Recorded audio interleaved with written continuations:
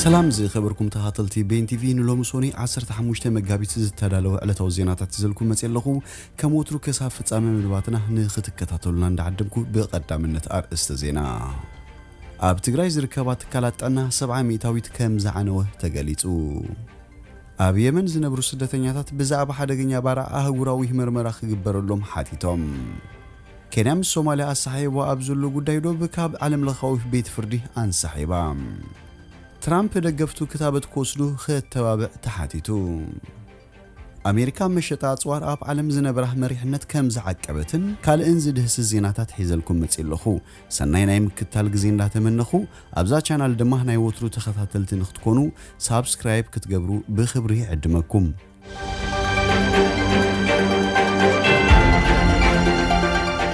ኣብ ትግራይ ዝርከባ ተካላጣና 70 ሚታዊት ከም ዝዓነወ ተገሊጹ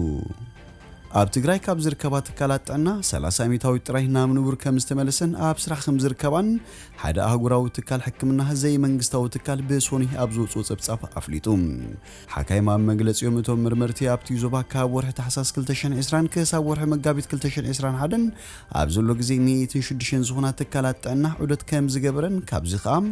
እቲ 70 ሚታዊት ካብ ተካላጣና ትግራይ ከም እተዘረፈን ገሊጾም MSF ነቶም ገበነኛታት ብቐጥታ ብምጥቃስ ግን ኣብቲ ግጭት ንዝሳተፉ ዘለዉ ዕጡቃት ጉጅለታት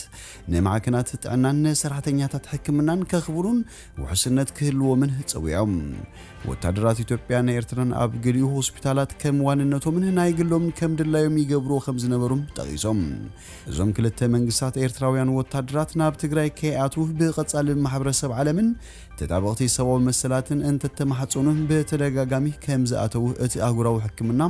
ዘይ መንግስታዊ ትካል ኣፍሊጡ ኣብ ከተማ ሰመማ ዝርከብ ሆስፒታል በሓዊ ከም ዝነደደን እቲ ህንጻ ብሮኬት ምስተሃረመ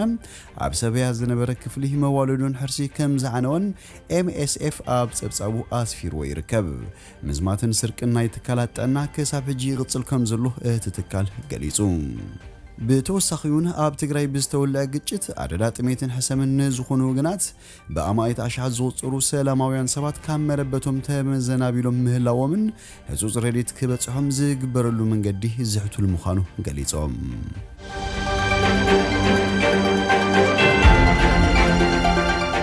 ኣብ የመን ዝነብሩ ስደተኛታት ብዛዕባ ሓደገኛ ባራ አህጉራዊ ምርመራ ክግበረሎም ሓቲቶም ሓደ መራሒ ናይቲ ኣብ የመን ዘሎ ስደተኛ ማሕበረሰብ ነቲ ኣብ መዳጎኒ ማእከል ዘጋጠመ ህልቂት ሓደ አህጉራዊ ምርመራ ክካየድ ጻውዒት ኣቅሪቦም እቲ ባርዕ ብውሕዱ 44 ሰባት ከም ዝሞቱን መብዛሕቶም ግዳያት ዝኾኑ ኢትዮጵያውያን ስደተኛታት ምዃኖም ተገሊጹ ኣብ ናይ የመን ርእሰ ከተማ ሳና ብቀዳም 13 መጋቢት ኣብ ዝሃቡ መግለጺ ሓላፊ ማሕበረኮም ኢትዮጵያ ኣብ የመን ዝነበረ ኦቶማን ጊልቶ እቶም ንርእሰ ከተማ ሕቱ በሓዊ ዝቆጻጸሩ ተቃወምቲ ሸለልትነት ከም ዘለዎም ወቂሱ ጊልቶነት ኣብ የመን ዝርከብ አህጉራዊ ውድብ ስደትን IOM ካልኦት ትካላትን ዝርከቡ ውድብ ሕብራት ሃገራቱን ወቂስዎዩ እቲ ሓዊ ልዕሊ 200 ሰባት ከም ዝቆሰለ ጊልቶ ሓቢሩ እቲ ባርዕ ብ7 መጋቢት ምስተባርዕ 900 ዝኾኑ መብዛሕቶም ኢትዮጵያውያን ስደተኛታት ኣብ ህንጻ ከም ዝነበሩን ካብዚኣቶም 350 ኣብ ውሽጢ መኽዘን ከም እተኣሰሩ እታ IOM ትገልጽ ናይ IOM ዳይሬክተር ካብ ሰንበት ጀሚሩ ኣብ ኢንተርኔት ኣብ ዘውጽኦ መግለጺ ኣብቲ መትሓዚ ዝነበረ ኩነታት ኢሰብኣውን ድሕነትን ዘይብሎም እቶም ዝሞቱ ብድሓን ኣብ ዝርከብ መቃብረ ሳና ከም እተቐበሩ ኣገልግሎት ዜና ኣሶሲኤትድ ፕሬስ ሓቢሩ ብመሰረት ኣሶሲኤትድ ፕሬስ ካብ ማሕበረሰብ ስደተኛታት ዝመጸ ደቂ ኣንስዮም ነቲ ሬሳ ተሰኪመን ኣብ ሓደ ዓቢ መስጊድ ካብ ዝርከብ ቀብሪ ክመጻን ከለዋም ክጭድራን ክበኽያን ከም ዝተረኣያ ጠቂሱ ዝሓለፈ ዓመት ኣብ የመን ኣስታት 390 ወጻተኛታት ተወለድቲ ነይሮም እዮም በመሰረት IOM ኣስታት 1.3 ሚታዊት ካብ ሓፈሻዊ ብዝሕ ህዝቢ የመን ኣስታት 30 ሚልዮን በጽሑ ነይሩ ኣብ ሳና ሓላፊ ማሕበረሰብ ሱዳን ዝኾነ ዓብደላ አልለቲት ለአሶሲኤትድ ፕሬስ ከም ዝሓበሮም ብዙሓት ካብቶም ዝሞቱ ሰባት መለለይ መንነት ከም ዘይብሎምን ክፍለጡ ከም ዘይከኣሉን ገሊጹ እዩ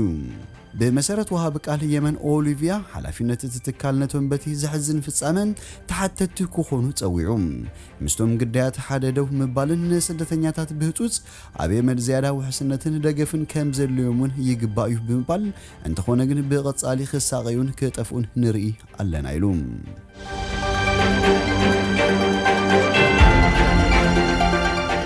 ኬንያ ምስ ሶማልያ ኣሳሒባ ኣብ ዘሎ ጉዳይ ዶብ ካብ ዓለም ለኻዊ ቤት ፍርዲ ኣንሳሒባ እቲ ኣብ ህንዳዊ ውቅያኖስ ዝርከብ 160,000 ትርቤት ኪሎሜትር ስፍሓት ዘለዎም ኣሰሓቢ ዘሎ ማያዊ ዶብ ብነዳድን ጋዝን ሃብታም ምዃኑ ይእመን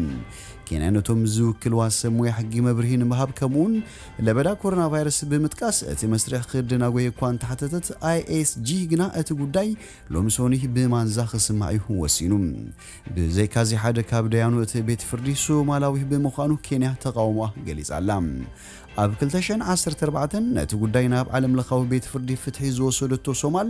እቲ ማያዊ ዶባት ንኣንፈት ናይቲ ናብ መሬት ዶባት ክክተል ከም ዘለዎ ክትገልጽ እንከላ ኬንያ ብወገና እቲ ማያዊ ዶባት ካብቲ ኣብ ገማግም እቲ ውቅያኖስ ዘሎ ዶብ ክልቴን ሃገራት ጀሚሩ ጋድም መስመር ዝሓዘ ምዃኑ እያ እትምጉት ንኬንያ ዝወከሉ ሰብ ሞያ ሕጊ ሶኒ እቲ መስርሕ ሕጊ ብወግዒ ቅድሚ ምጅማሩ ን30 ደቂቕ ነቲ ቤት ፍርዲ መብርሂ ክህቡ ትጽቢት ይግበር ብዘይካዚ ሶማል ኬንያ ንምምሕዳር ዞባ ጁባላንድ አንጻር ፌደራላዊ መንግስት ብምድጋፍ አውሽጣዊ ጉዳያታት ጣልቃ ተኣቱ ከም ዘላ ተኸሰስያ እንተኾነ ክልቴን ሃገራት አንጻር እቲ ነገለ ክፋል ሶማል ዝቆጻጽሩን ኣብ ኬንያ ብርክት ዝበለ መጥቃዕታትን ዘካይድን እስላማዊ ጉጅለ አልሸባብ ዝገበርኦ ቃልሲ በሓባሬን ዝሰርሓ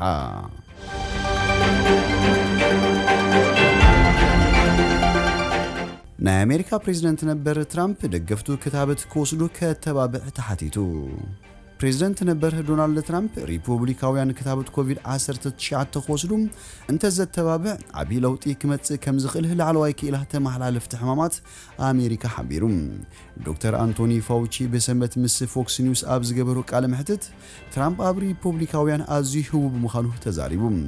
ኣብ ቀረባ እዋን ኣብ አሜሪካ ዝተገበረ ዳህሳስ ከም ዝረኣዩ 49 ሚታዊት ደቂ ተባዕትዮም ሪፑብሊካውያን ክታበት ኮሮና ቫይረስ ክወስዱ ኣይደልዩን እዮም ትራምፕ ኣብ ዝሓለፈ ወርሒ ኣብ ዝሃቦ ርእይቶ ኩሉ ሰብ ክኽተብ ኣዘኻኺሩ ነይሩ እቲ ፕሬዝዳንት ነበር አሜሪካውያን ክታበት ክወስዱ ዝተባብዓሉ ናይ ፈለማ ኣጋጣሚ እኳ እንተነበረ ብድሕሪኡ ኣብቲ ጉዳይ ርእይቶ ኣይሃበን ኣብ ወርሒ ጥሪ ብውልቁ ዝተኸተበ ትራምፕ ፕሬዝዳንት አሜሪካ ነበር ባራክ ኦባማ ጆርጅ ቡሽ ቢል ክሊንተንን ጂሚ ካርተርን ኣብ ዝተረኸብሉ እቲ ክታበት ዕላዊ ኣብ ዝኾኑሉ ኣጋጣሚ ኣይተረኸበን አሜሪካ በተለበዳ ኣዝያ ዝተሃሰየት ሃገር ክትከውን እንከላ ልዕሊ 530,000 ምስ ኮቪድ ዝተሓዘ ከም ዝተመዝገባ ጸብጻባት ዩኒቨርሲቲ ጆንስ ሆፕኪንስ የርእዩ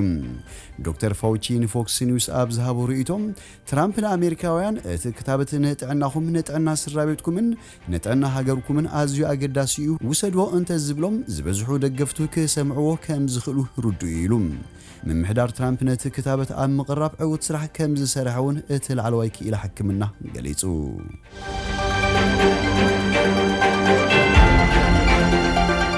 አሜሪካ ኣብ መሸጣ ኣጽዋር ኣብ ዓለም ዝነበራ መርሕነት ከም ዝዓቀበት ተገሊጹ አሜሪካ ኣብ ዝሓለፈ 5 ዓመታት ንሃገራት ዓለም በመሸጣ ዘቐረበቶ መጠን ኣጽዋር ብ37 ሚታዊት ከም ዝወስኸ ሓደ ካብ ስዊድን ዝርከብ ትካል መጽናዕቲ ሓቢሩ ብዘይካ አሜሪካ ሃገራት ፈረንሳይን ጀርመንን ናብ ካልኦት ሃገራት በመሸጣ ዘቕረቦ ኣጽዋር ውግእ መጠኑ ክውስኽ ምኽኣሉ ነቲ ብወገን ቻይናን ሩስያን ተፈጢሩ ዘሎ ሕጽረት ቀረብ ከም ዝመልአ ይገልጽ ኣብዚ እዋን ዘሎ መሸጣን ዕድግን ኣጽዋር ካብ እዋን ዝሑል ኩናት ናብዚ ዝለዓለ ደረጃ ምዃኑ ጸብጻባት የመልክቱ ኣብ ዓለም ካብ ዝተፈጸመ መሸጣ ኣጽዋር ውግእ ከዓ እቲ ዝለዓለ ኣብ ውሽጢ ማእከላይ ምብራቕ ዝተመዝገበ ኮይኑሎም ነቲ ዳህሳስ ኣብ ዘካየደ ትካል መጽናዕቲ ስቶክሆልም ላዕለዋይ ተመራማሪ ፒተር ዊዝማን እቲ ኣብ ውሽጢ ዝሓለፉ ዓመታት ዝተረኣየ ዝለዓለ ዕዳጋ ኣጽዋር ውግእ ተዛዚሙ ንምባል እዋኑ ኣይኣኸለን ኢሉ እቲ በዓል ሞያ ከም ዝበሉ ኣብ ዝእዋን ኣጋጢሙ ዘሎ ዓለም ለኻዊ ለበዳ ኮሮና ቫይረስ ኣብ ልዕሊ ቁጠባ ብሰንኪ ዝሕደሮ ጸቕጢኝ ሃገራት ነቶም ኣብ ዝቕጽሉ ዓመታት ዝዕድጎ ማጽዋር ኩናት ምልስ ኢለን ምግምጋመን ኣይክተርፍን እዩ ለበዳ ኮሮና ቫይረስ ናብ ዝለዓለ ደረጃ ኣብ ዝበጽሓሉ ዝሓለፈ ዓመት እኳ ብዙሓት ሃገራት ወሰንቲ ዝበሃሉ ዓይነታት ኣጽዋር ንምዕዳግ ዓበይቲ ስምዓተ ተፈራሪመን ክብል ድማ ይረድእ እቲ ትካል መጽናዕቲ ከም ዝምልከቶ መጠን ናይቲ ኣብ ውሽጢ ዝሓለፉ 5 ዓመታት ዝተሸጠ ኣጽዋር ምስቲ ቅድሚኡ ዝነበረ ክነጻጸርን ከሎ ብዝነበሩ ኩነታት ናይ ምቅጻል ባህርያት ነይርዎ እዩ አሜሪካ ናብ ደገ ካብ እትሸጡ ኣጽዋር ዳርጋ እቲ ፍርቂ ናብ ሃገራት ማእከላይ ምብራቕ ዝቐረበ እዩ ሳዑዲ ዓረብያ ድማ ካብ መሸጣ ኣጽዋር አሜሪካ ነቲ 24 ሚታዊት ትወስድ ኣብ ዝሓለፉ 5 ዓመታት አሜሪካ ኣብ ዓለም ዝነበረ ዕዳጋ ኣብ ዝወሰኸሉ እዋን 94 ዓማዊል ሃገራት ነይረን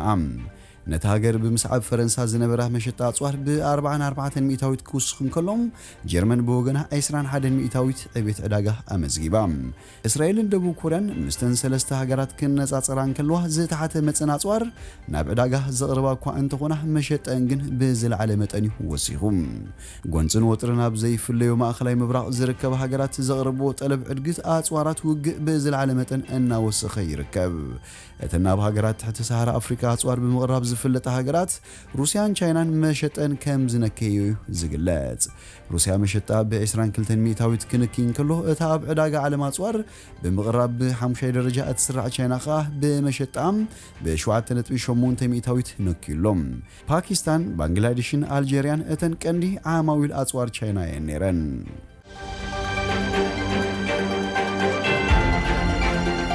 خبركم تهاتلتي بين تيفي نلوم زبلنا يوم سنادونا أبزي ودينا لنا مسانا سلتصنحكم بلبنا مسكن سنين عخم